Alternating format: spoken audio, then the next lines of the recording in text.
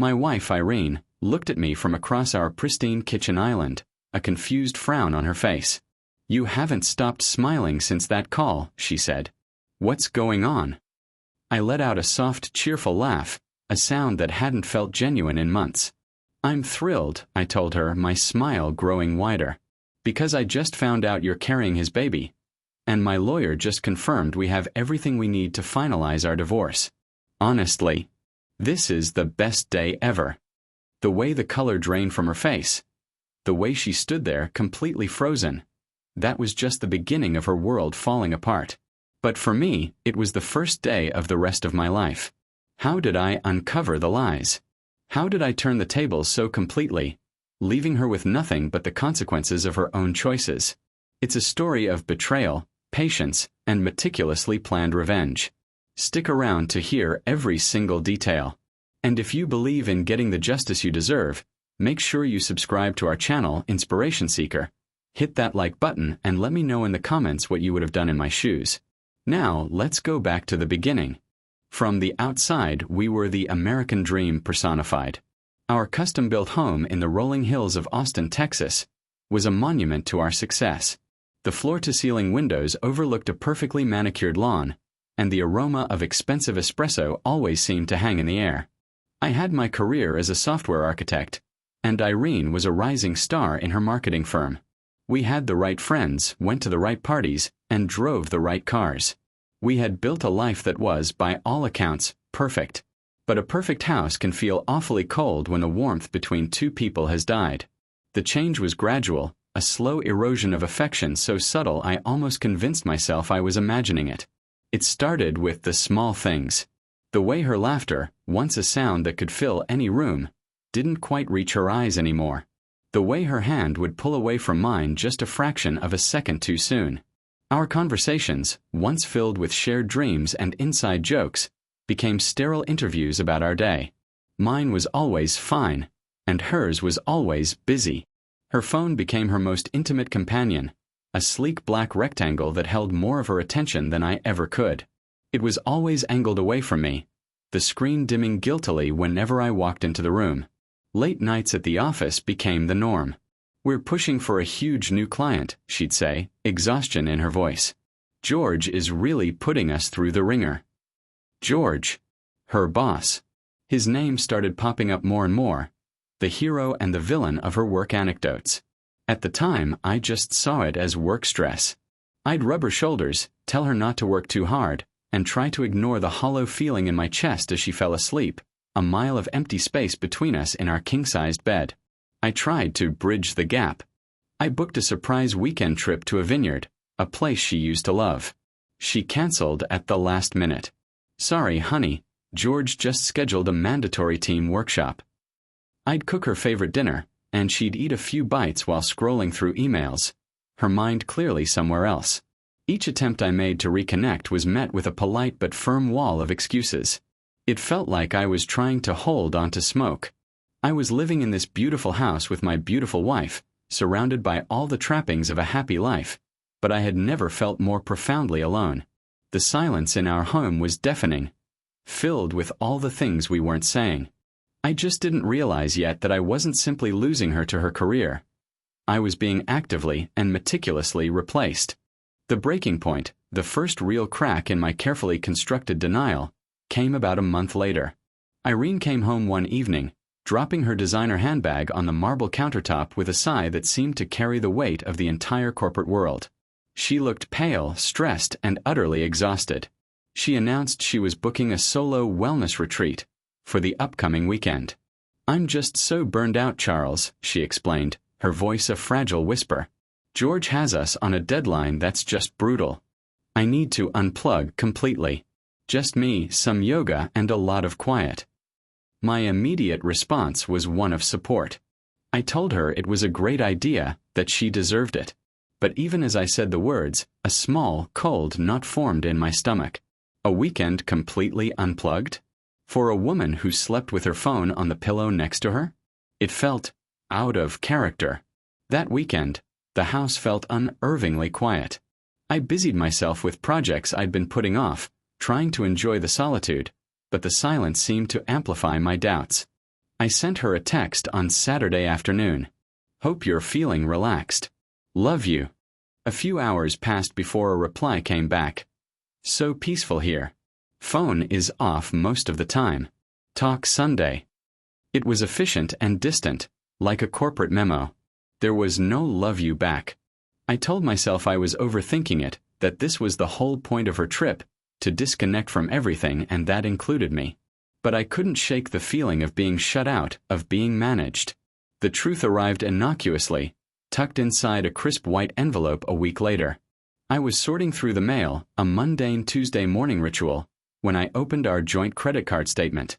I scanned the list of charges. Groceries, gas, my lunch with a colleague, and then my eyes landed on a line item from her wellness weekend.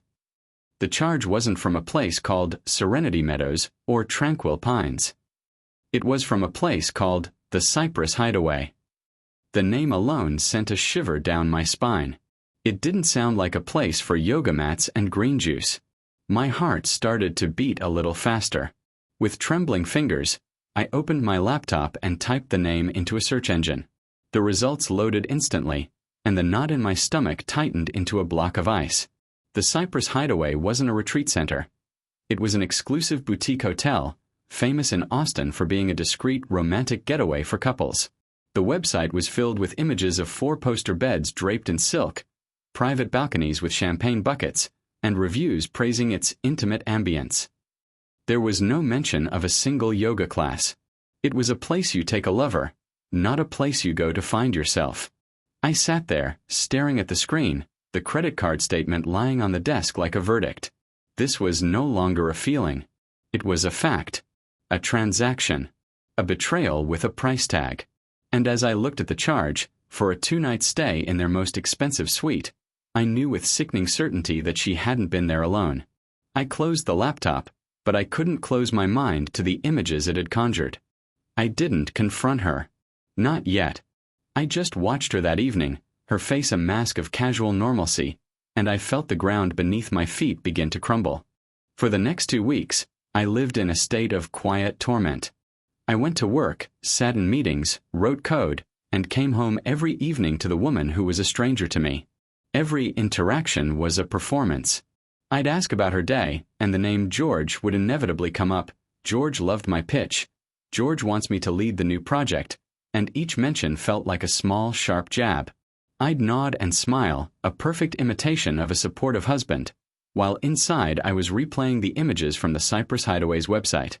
I watched her, searching for a crack in her facade, a flicker of guilt in her eyes, but there was nothing.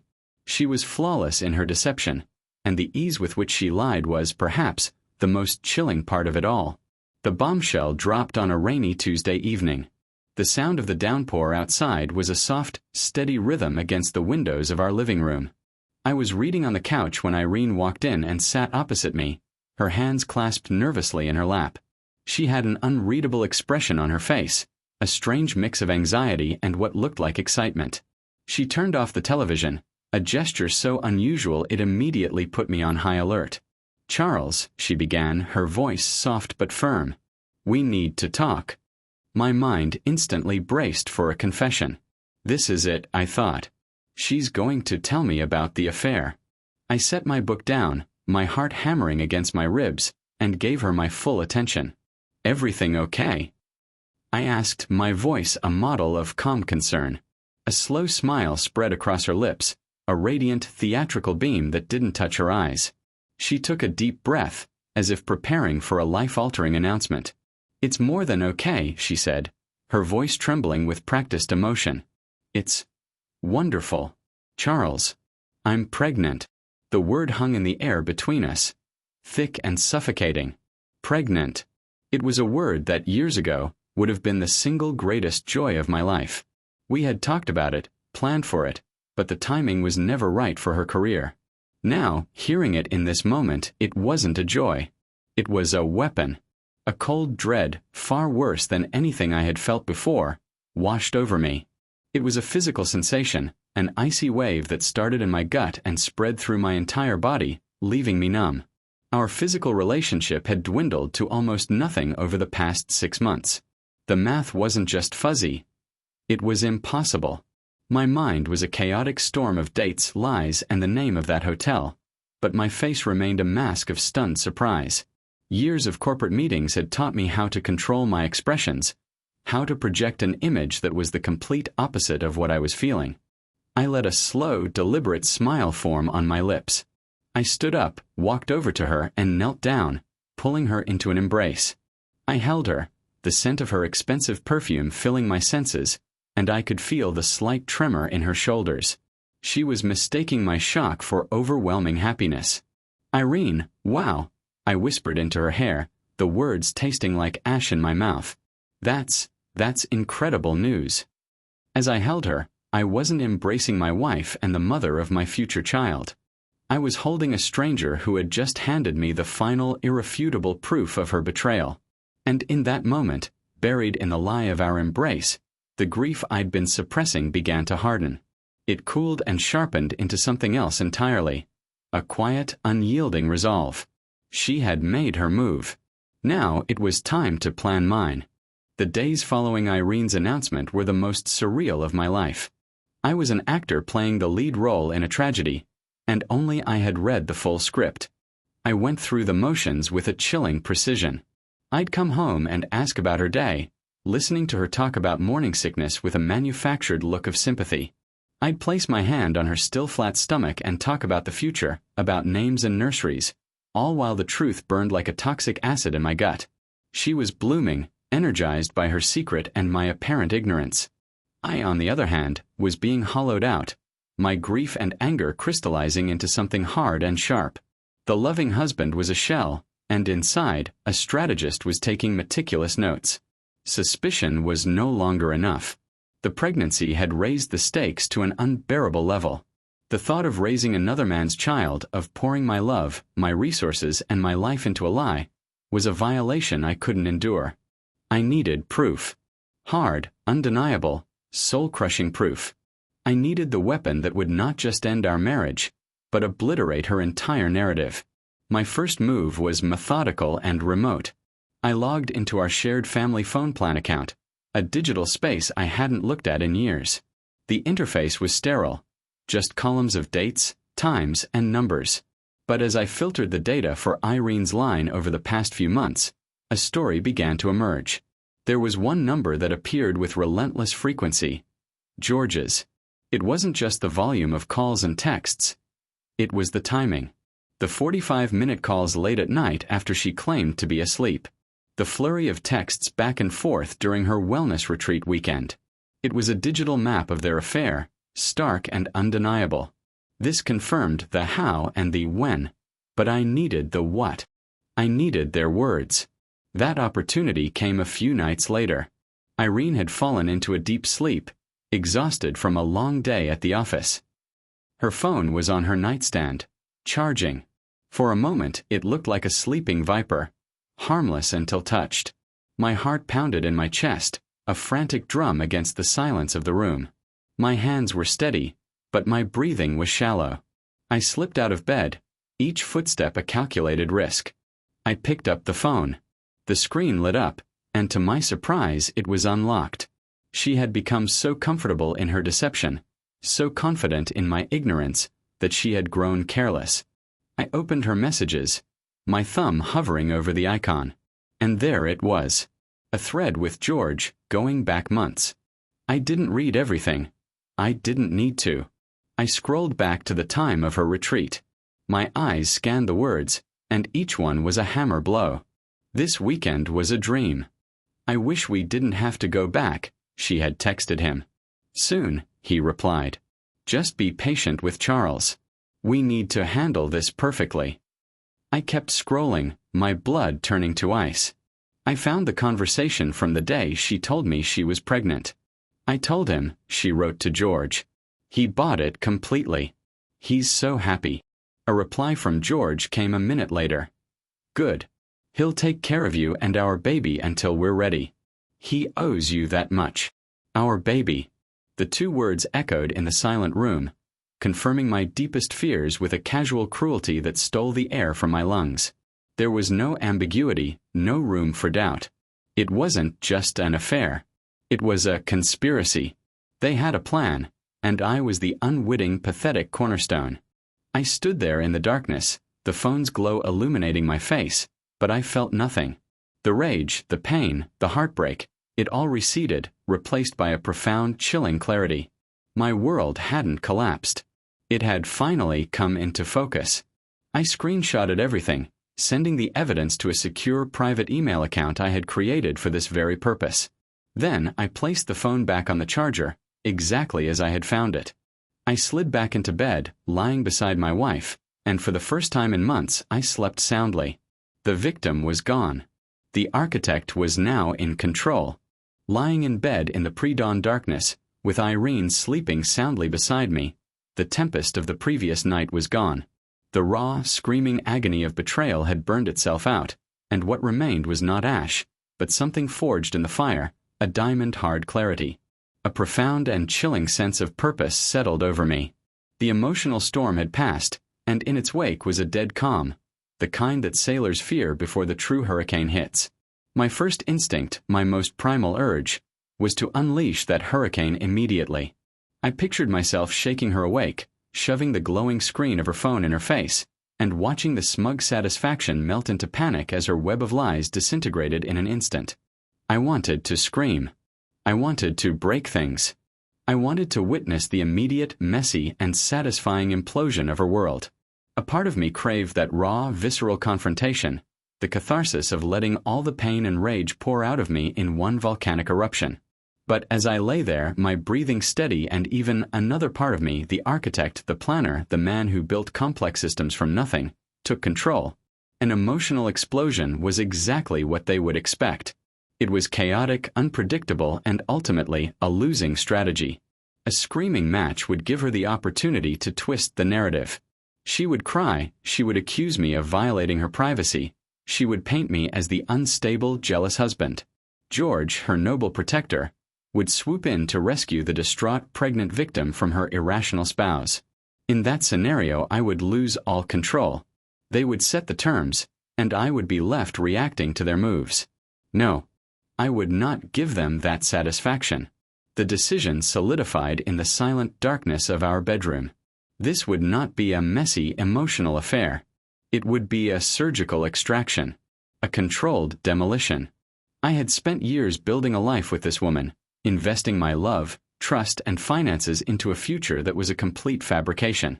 The least I could do for the man I used to be, the trusting fool who loved her, was to dismantle that life with dignity, precision, and absolute control. My victory wouldn't be in a moment of shouting. It would be in the quiet, undeniable finality of the outcome. From that moment on, my performance became flawless. I was no longer just an actor playing a part. I was a deep-cover operative gathering intelligence behind enemy lines. Every morning, I'd bring her crackers for her morning sickness. My expression a perfect blend of concern and doting affection. Every touch, every kind word, was a calculated move to reinforce her belief that her plan was working perfectly. I became more attentive than ever, discussing color palettes for the nursery and reading reviews of pediatricians. I let her believe she was weaving a masterful deception, all while she was unknowingly handing me every thread I needed to unravel it. I watched her, studied her, learned the rhythms of her lies. I wasn't her husband anymore. I was a strategist, and our beautiful home had become my chessboard. She was playing checkers, making simple, emotional moves. I was playing a long game of chess, and I could already see the checkmate, 10 moves ahead. With a clear objective, my next steps required absolute discretion. Irene believed I was a willing participant in her play, and the slightest deviation from my role could unravel my entire strategy. I couldn't use our home computer to research lawyers. Our search history was synced. I couldn't make calls from my personal phone. Our call logs were an open book. I was operating under surveillance in my own home. So I went old school. During a lunch break, I went to a public library several towns over, a place where no one would know my face. Surrounded by the quiet hum of fluorescent lights and the smell of old paper, I used one of their terminals to dive into the world of Austin's top family law attorneys. I wasn't looking for a mediator or a counselor. I was looking for a surgeon. I searched for the lawyer with the sharpest reputation, the one known for swift, decisive, and financially devastating victories. The name that kept appearing at the top of every list was Ms. Elena Alvarez. Her profile was intimidating. Pictured in a severe dark suit, her expression was one of absolute, uncompromising confidence. Her bio was a laundry list of victories in high-asset, high-conflict divorces. She was exactly what I needed. Using a prepaid burner phone I bought for cash, I scheduled a consultation.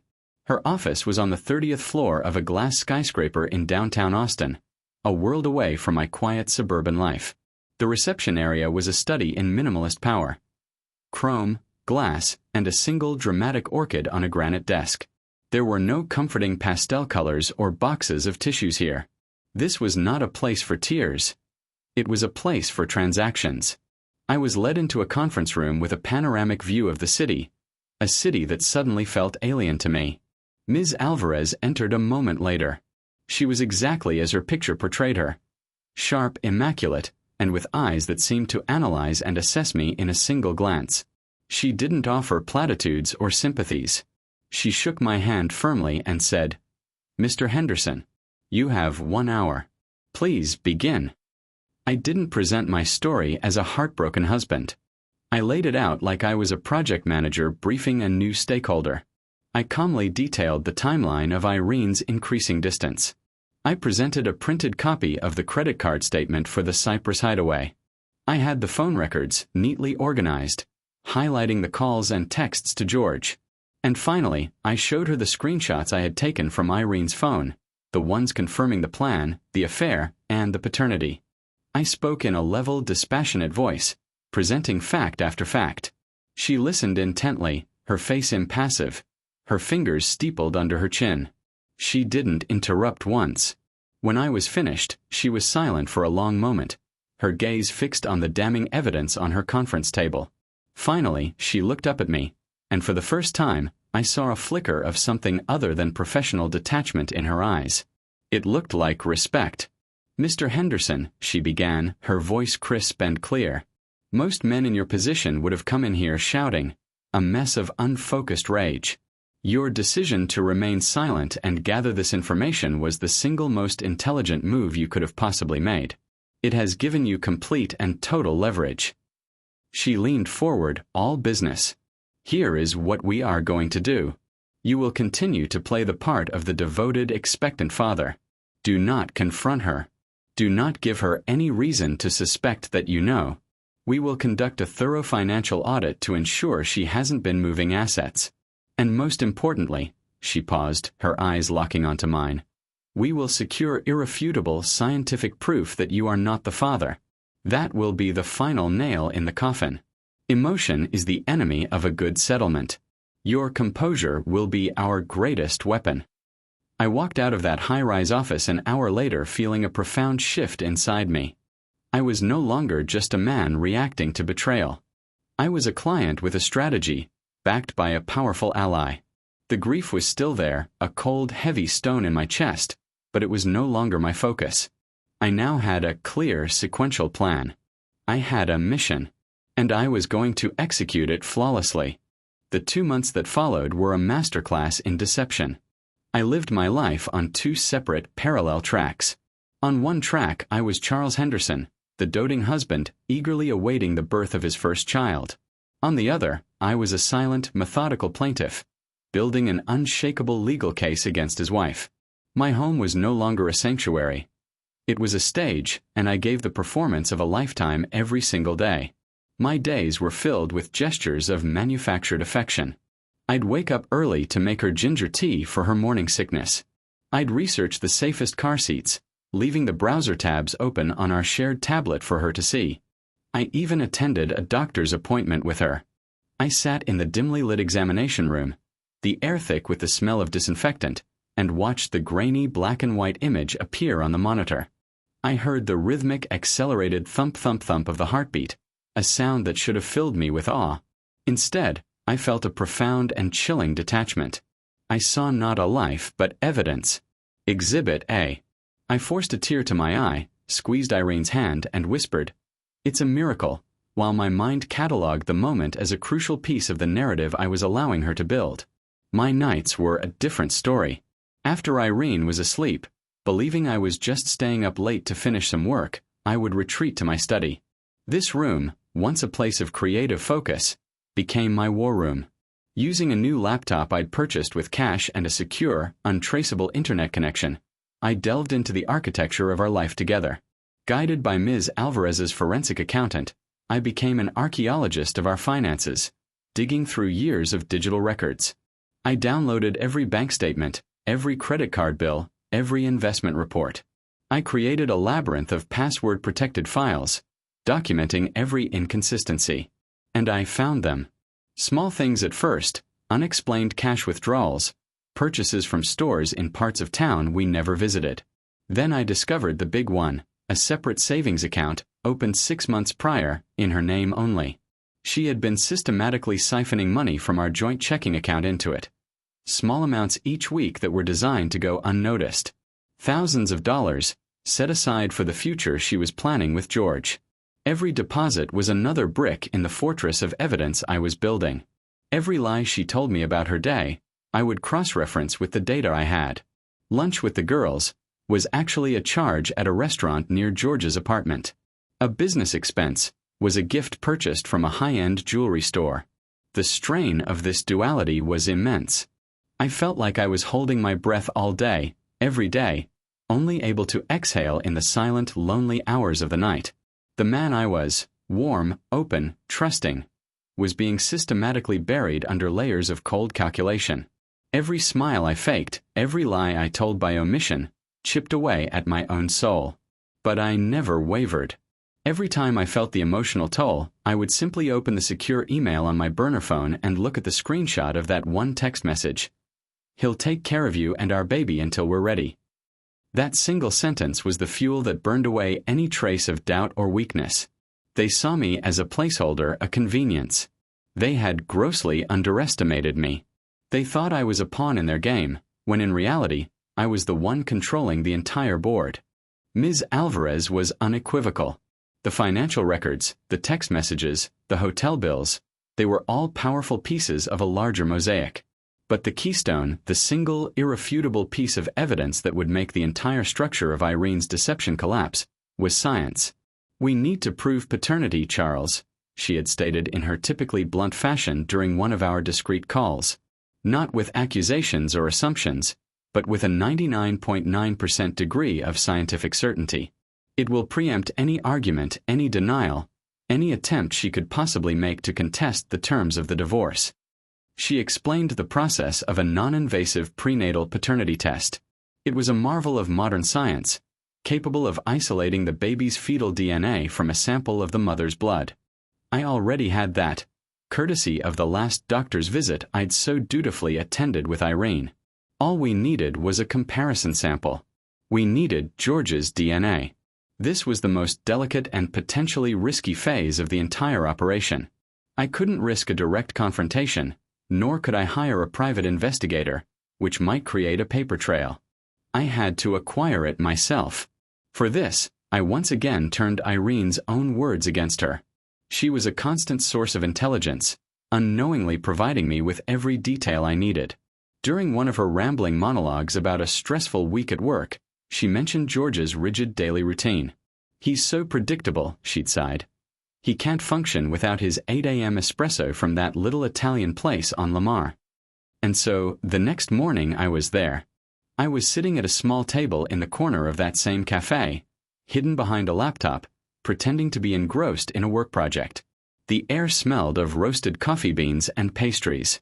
It was a perfectly normal scene, yet my senses were on fire. My heart hammered in my chest as I nursed a single black coffee, my eyes scanning the entrance. At 8:02 a.m., he walked in. George. I had only ever seen him in pictures from Irene's office parties. He was exactly as I'd imagined. Tall, confident, radiating the easy arrogance of a man who was used to getting whatever he wanted. He ordered his espresso and a bottle of sparkling water. He stood at the counter, taking a few sips from the bottle while he waited. This was it.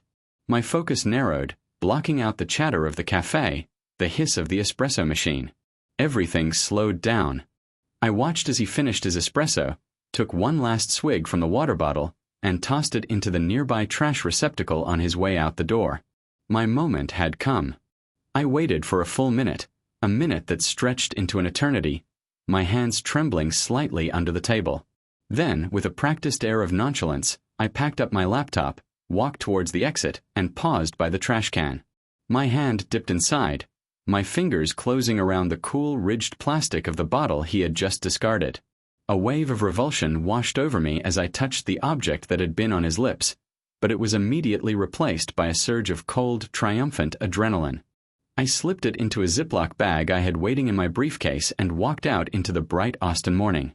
That afternoon, I sat at my desk in my silent war room. Wearing latex gloves, I carefully swabbed the mouth of the bottle, following the precise instructions from the DNA kit Ms. Alvarez had couriered to a private mailbox I'd set up.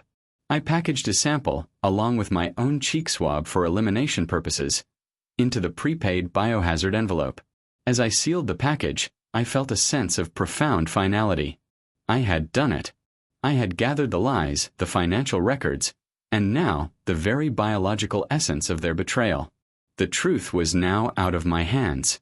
It was sealed in an envelope on its way to a lab, ready to be converted into a simple, undeniable report. The waiting began. The 10 days I spent waiting for the lab results were the longest of my life. Each day was a tightrope walk over a canyon of anxiety. I continued my performance at home, a flawless charade of paternal excitement, while my mind was 1,000 miles away in a sterile laboratory. Every buzz of my burner phone sent a jolt of electricity through my nervous system. I'd check the phone obsessively, my heart leaping into my throat, only to find it was a spam text or a low battery warning. The waiting was a unique form of torture, a slow, grinding suspense that threatened to erode the very composure I had worked so hard to build. The calls came on a Thursday afternoon. I was working from my home office, staring blankly at lines of code on my monitor, when the burner phone vibrated on the desk. It was an unknown number with a local area code. This was it. I took a slow, deep breath, stood up, and walked to the soundproofed glass door of my study, closing it softly. I answered on the third ring. "Is this Mr. Henderson?"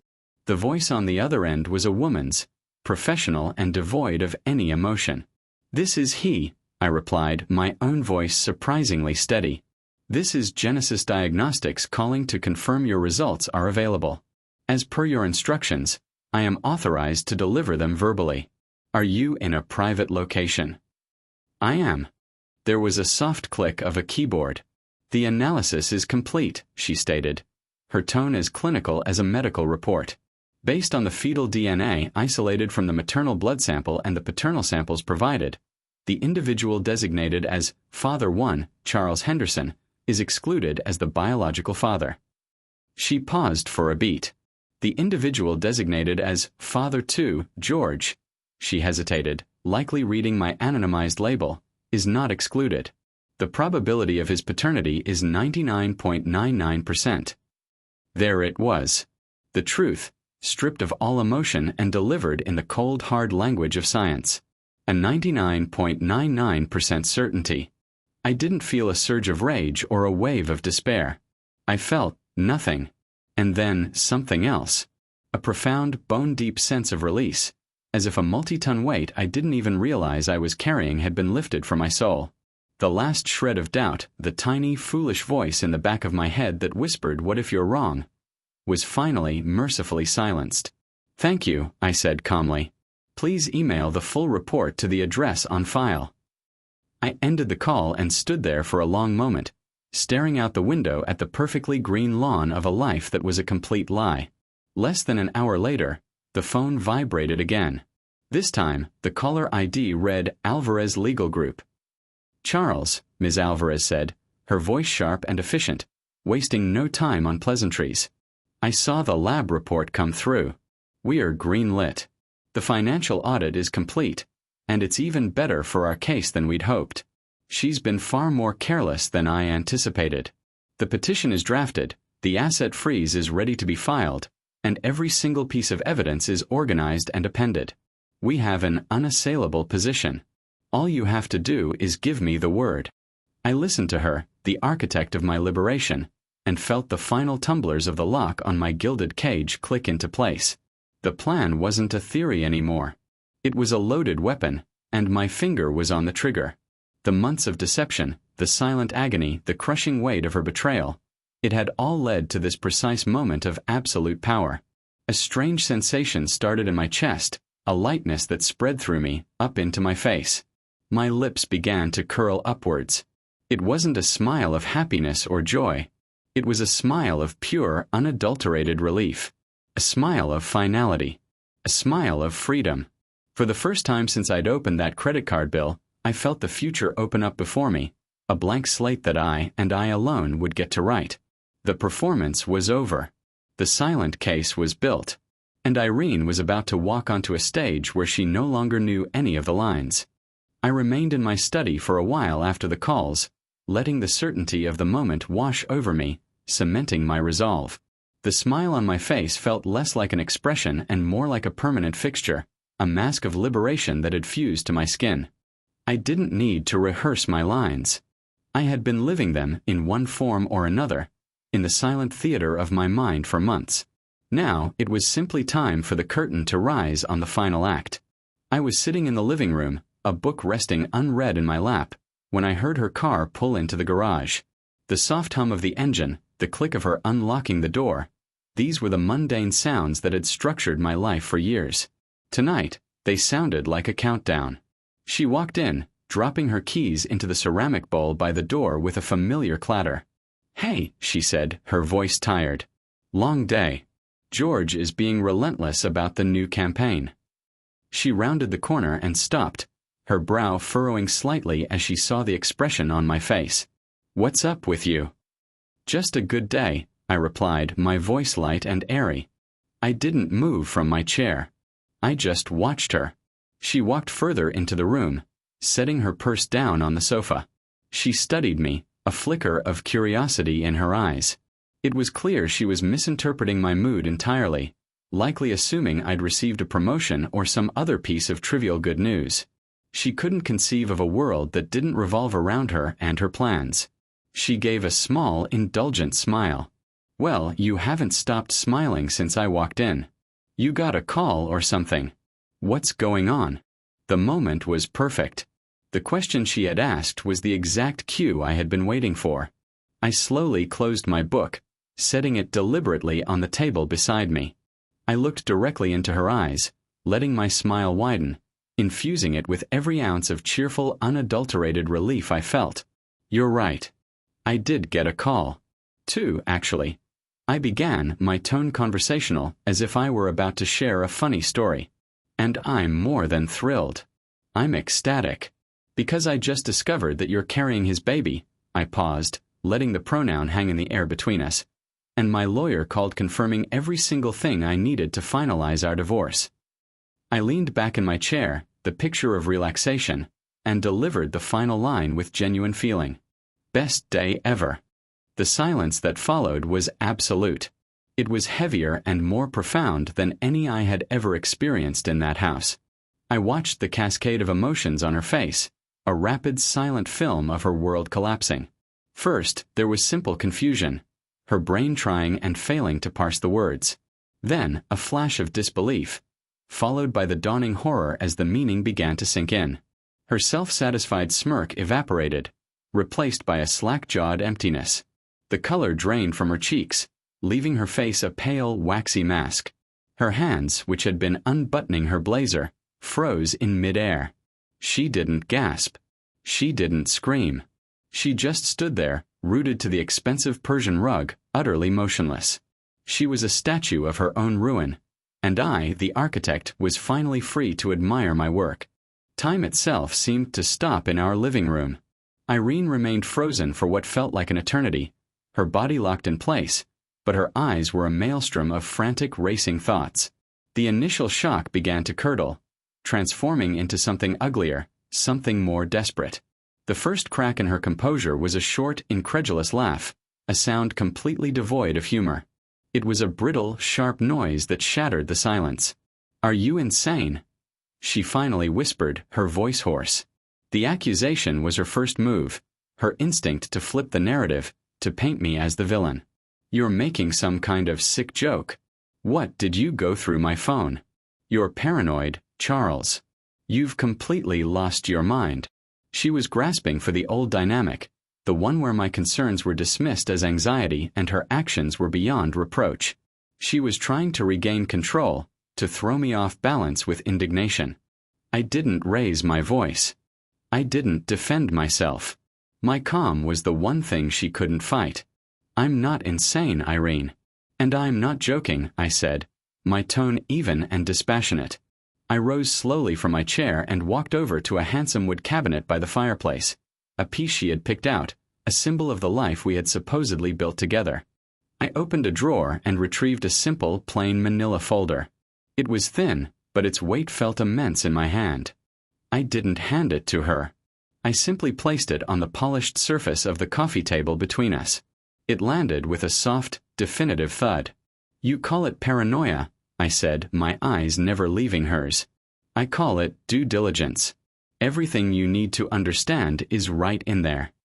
For a moment, she just stared at the folder as if it were a venomous snake. Then, with a surge of defiant anger, she snatched it up. She tore it open, her movements jerky and aggressive. The first page on top was a copy of the credit card statement. The charge for the Cyprus Hideaway, highlighted in yellow. This is your proof, she scoffed, though her voice lacked conviction. It was a work retreat. I told you I was burned out. Turn the page, I said quietly. She did. The next sheet was a log of her phone activity, a stark black and white grid of dates and times. Dozens of calls and hundreds of texts to a single number, George's number, were highlighted. Her bravado began to falter. She visibly paled as she scanned the damning timeline. Keep going. The next several pages were the screenshots from her phone. Her own words, her own casual cruelty, printed in cold, hard text. He bought it completely. He'll take care of you and our baby until we're ready. I watched as her eyes darted back and forth across the page, her brain finally forced to confront the reality she could no longer deny. A low, wounded sound escaped her lips, and her hands began to tremble, the papers shaking with them. Her arguments died before they could even form. And the last page, I instructed, my voice flat, almost clinical. This is the one that really matters. With trembling fingers, she lifted the final sheet. It was the report from Genesis Diagnostics. The clinical letterhead, the scientific jargon, and the two simple, brutal conclusions. Father 1, Charles Henderson excluded. Father 2, George. Probability of paternity, 99.99%. That was the final blow. The papers slipped from her grasp, fluttering down onto the rug. Her body seemed to deflate, all the fight, all the indignant anger, vanishing in an instant. She collapsed onto the sofa, not with a cry or a scream, but with a shuddering, silent surrender. She wrapped her arms around herself, her gaze fixed on nothing, her face a mask of utter devastation. The master manipulator, the confident executive, the woman who had played me for a fool, was gone. In her place was a stranger, stripped bare of all her lies, left with nothing but the cold, ugly, and undeniable truth.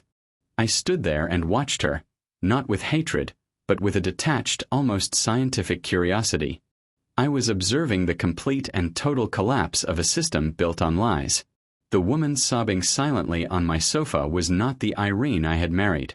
She was a stranger, and her grief was not my concern.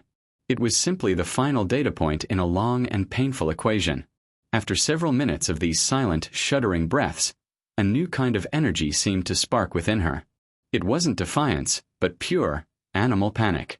The realization had dawned that her confrontation with me was only the first half of her catastrophe. With fumbling, uncoordinated movements, she reached for her purse and retrieved her phone.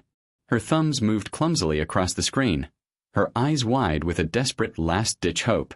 She was reaching for her co-conspirator, her partner in this grand deception. She was calling George. She pressed the phone to her ear, and I watched as she held her breath, waiting for her savior to answer.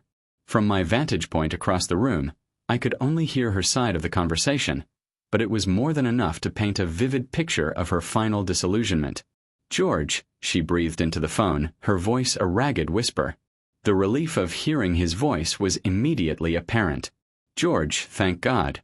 Something terrible has happened." She paused, listening. Her face was a canvas of frantic explanation. "It's Charles, he knows. George, he knows everything. The hotel, the texts, even the baby. He knows it's yours." Another pause, longer this time. I saw the confusion begin to creep into her expression as, clearly, the response she received was not the one she was expecting. The panic in her eyes began to sharpen. "What do you mean, how did he find out?" she stammered, her voice rising in pitch. "I don't know. That doesn't matter right now. What are we going to do?" I watched as her body tensed, her knuckles white as she gripped the phone. The confident partner she was expecting to find on the other end of the line was clearly not there. "What are you talking about?" "No. No, you can't. What about our plan? You said we would be together. You said to be patient." Her voice was starting to break now, cracking under the strain of a betrayal far more swift and brutal than my own had been. "Don't you tell me to calm down. My entire life is falling apart. You promised. You promised me."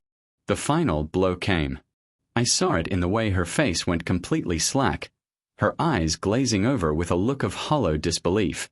Her mouth opened, but no sound came out. He had hung up on her. She slowly pulled the phone away from her ear, staring at the black silent screen as if it were an oracle that had just pronounced her doom. And in that moment she finally understood. George was never her partner. He was an opportunist. Their love affair wasn't a romance. It was a transaction. He was in it for the thrill, for the ego boost, for the convenience of a relationship without consequences. The second real consequences appeared, he had vanished, retreating back to the safety of his own life, his own career, his own wife. He had used her just as she had used me. She hadn't traded up for a better love. She had merely traded one provider for another, and her chosen replacement had just defaulted. She was utterly, irrevocably alone, stranded on an island of her own making, with no one left to blame but herself. After the storm of the confrontation, the divorce itself was an almost unnervingly quiet affair. There were no dramatic courtroom showdowns, no tearful accusations hurled across a polished table, no protracted battles over assets. There was only the quiet, efficient, and methodical execution of the plan I had set in motion months before. My preparation had rendered the actual process a mere formality. We met only once in a legal setting, in the sterile, impersonal conference room of Ms. Alvarez's firm. Irene was there with her lawyer, a weary-looking man who seemed to understand he had been hired to manage a surrender, not fight a war. Irene was a ghost of her former self.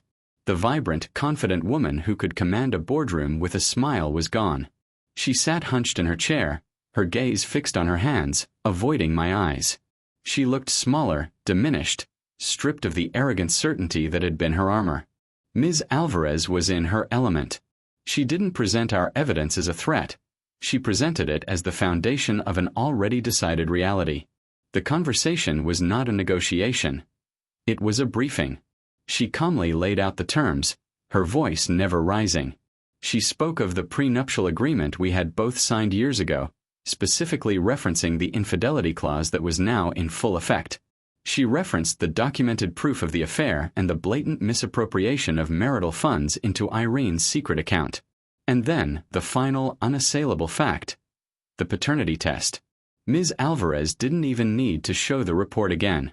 Its existence was a silent, powerful presence in the room that nullified any potential argument Irene could have made about spousal support for the duration of her pregnancy or future child support. Her own lawyer could only nod grimly, recognizing a checkmate when he saw one.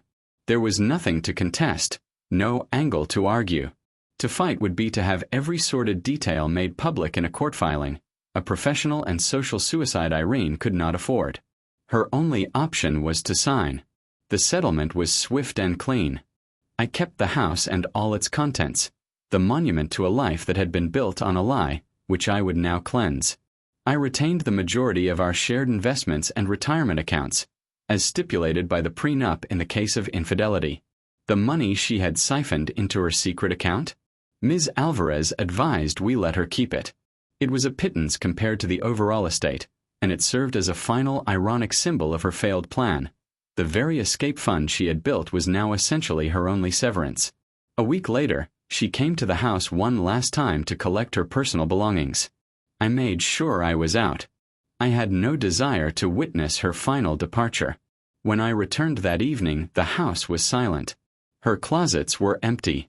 Her perfume no longer lingered in the air. The only evidence she had ever been there were the faint indentations in the carpet where her furniture used to be. It was a quiet, unceremonious erasure. I had not just ended a marriage. I had surgically removed a malignancy from my life. Standing alone in the echoing silence of the living room, I didn't feel triumph or joy. I felt a quiet, profound sense of peace. The wreckage was finally behind me, the storm was over, and for the first time in a very long time I was free. The first thing I did after the papers were signed was put the house on the market. Every corner of that beautiful, empty home was a memory of the lie I had lived. The kitchen island where she first told me she was pregnant, the living room where her world had collapsed, the bedroom we had shared, it was all a stage set for a play that had mercifully closed. Selling it wasn't a financial decision. It was an exorcism. The day the sale closed and I handed over the keys, I didn't look back. I drove away from the manicured lawn and the floor-to-ceiling windows and felt the last anchor to my old life finally break away. 6 months later, my world is unrecognizable, and for that, I am profoundly grateful. I now live in a sleek, modern apartment on the 25th floor of a downtown high-rise.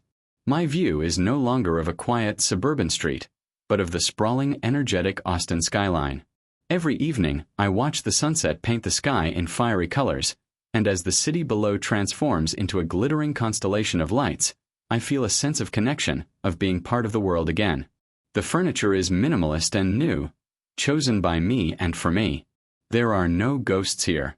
For a long time, my anger and the meticulous plan for my escape had been a white-hot engine, driving me forward. But I discovered that revenge is a fuel, not a destination. Once it's spent, you're left with an empty tank, and you have to find a new way to move forward. For weeks, I felt adrift in the quiet of my new freedom. But slowly, I began to fill the space with my own life.